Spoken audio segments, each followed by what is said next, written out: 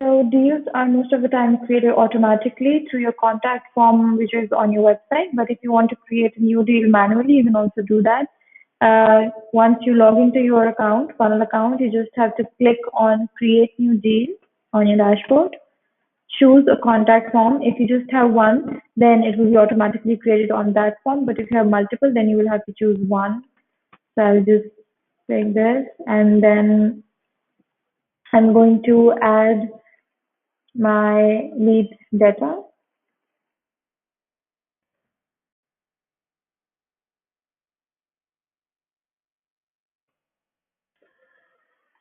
There,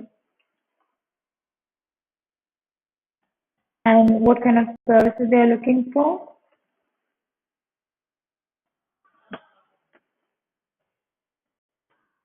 Just,